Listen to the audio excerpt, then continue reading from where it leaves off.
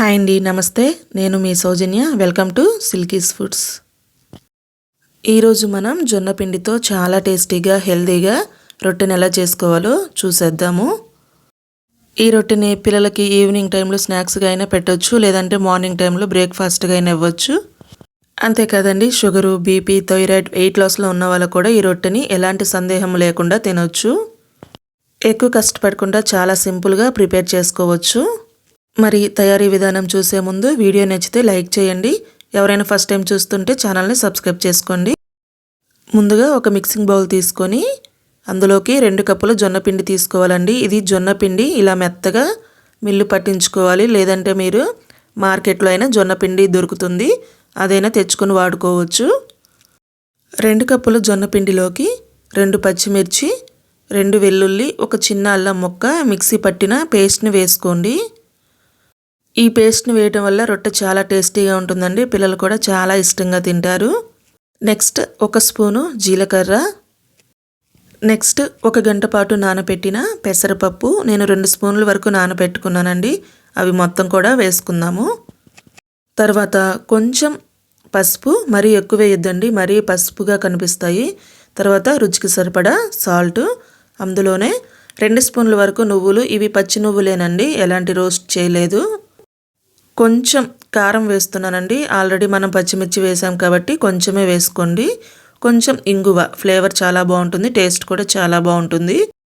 ఇందులోకే శుభ్రంగా కడిగిన 1 కప్పు మునగాకు వేసుకోండి. మునగాకు మన హెల్త్కి చాలా మంచిదండి.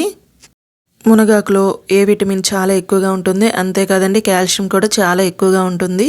మన ఎముకలో పెలుసుబారకుండా మునగాకు అనేది హెల్ప్ చేస్తుంది. ఇలా అన్నీ వేసుకున్న తర్వాత ఇవన్నీ పిండిలో కలిసేలాగా ఒకసారి బాగా కలుపుకోండి. తర్వాత కొంచెం కొంచెంగా గోరువెచ్చని నీళ్లు పోసుకుంటూ పిండిని మెత్తని చపాతీ ముద్దలాగా కలుపుకోవాలండి. నీళ్ళన్నీ ఒకేసారి పోసుకోవద్దండి, కొంచెం కొంచెం పోసుకుంటూ కలుపుకోండి. పిండి మరీ గట్టిగా కాకుండా అలాగని మరీ లూజ్గా కాకుండా మనకి మెత్తని చపాతీ ముద్దలాగా కలుపుకుంటే సరిపోతుందండి. చూడండి, ఇక్కడ ఈ విధంగా కలుపుకుంటే మనకి సరిపోతుంది.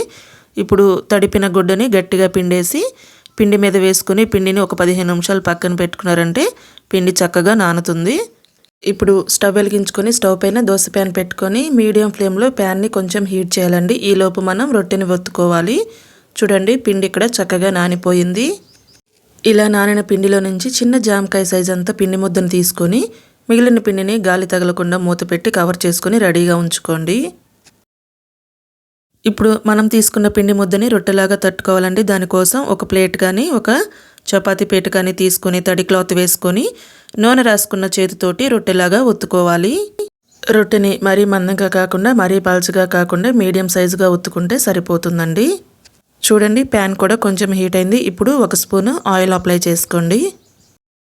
ఇప్పుడు మనం చేసుకున్న రొట్టె మీద ఒక చేతిని ఉంచి రెండవ చేతితో క్లాత్ని ఇలా పైకి లేపారు అంటే రొట్టె అనేది మనకి ఈజీగా చేతి మీదకి వచ్చేస్తుంది. ఇప్పుడు దీన్ని మనం హీట్ అయిన ప్యాన్ మీద వేసుకుందాము. ఇలా ప్యాన్ మీద రొట్టె వేసుకున్న తర్వాత మూత పెట్టుకొని 1-2 నిమిషాల పాటు మీడియం ఫ్లేమ్లో కాల్చుకోవాలి. 2 నిమిషాల తర్వాత చూడండి, కొంచెం మనకి రొట్టె అనేది కాలిందండి. ఇప్పుడు పైన కొంచెం ఆయిల్ అప్లై చేసుకొని రెండో వైపుకు తిప్పుకొని మూత పెట్టి మరలా 1-2 నిమిషాలు మీడియం ఫ్లేమ్లోనే కాల్చుకోవాలి. ఇక్కడ ఒక విషయం గుర్తుపెట్టుకోవాలండి, రొట్టెని ఎప్పుడైనా సరే మీడియం ఫ్లేమ్లో మాత్రమే కాల్చుకోవాలి. చూడండి, రొట్టె మనకి 2 వైపులా కాలి లోపల వరకు చక్కగా కుక్ అయింది. ఇప్పుడు దీన్ని ఒక ప్లేట్లోకి తీసుకోండి. అంతేనండి, మిగిలిన పిండిని అంతటిని కూడా మనం సేమ్ ఇదే పద్ధతిలో మీరు ప్రిపేర్ చేసుకోవచ్చు. ఇక్కడ రొట్టెని చేసుకోవడానికి కొన్ని విషయాలు గుర్తుపెట్టుకోవాలండి, అవి చెప్తాను చూడండి. మనం తప్పకుండా తడి క్లాత్ని వేసి ఒక 15 నిమిషాలు పిండిని నానబెట్టాలి. ఇంకొక విషయం ఏంటంటే రొట్టెని ఒత్తుకునేటప్పుడు కూడా మరీ మందంగా కాకుండా మరీ పల్చగా కాకుండా మీడియంగా ఒత్తుకోవాలండి, ఇది మస్ట్. అదేవిధంగా మనం రొట్టెని కాల్చే విధానంలో కూడా ఉంటుందండి. ఎప్పుడైనా సరే హడావుడిగా రొట్టెని కాల్చుకోవద్దు. మీడియం ఫ్లేమ్లో నెమ్మదిగా కాల్చుకున్నారంటే మీకు రొట్టె అనేది పర్ఫెక్ట్గా కాలుతుంది. కొంచెం టైం పెట్టినా కూడా మీరు నెమ్మదిగా రొట్టెని మీడియం ఫ్లేమ్లోనే కాల్చుకోవడం మర్చిపోవద్దు. అంతేనండి, నేను చెప్పిన ఈ చిన్న చిన్న టిప్స్ పాటించి జొన్న రొట్టెని మీరు కూడా హెల్తీగా సింపుల్గా ప్రిపేర్ చేసుకోండి. తప్పకుండా మీరు కూడా ట్రై చేసి ఎలా వచ్చిందనేది కామెంట్ చేయడం మాత్రం మర్చిపోవద్దండి. వీడియోకి లైక్ చేయండి. మీరు లైక్ చేయడం వల్ల వీడియో చాలామందికి సజెస్ట్ అవుతుంది.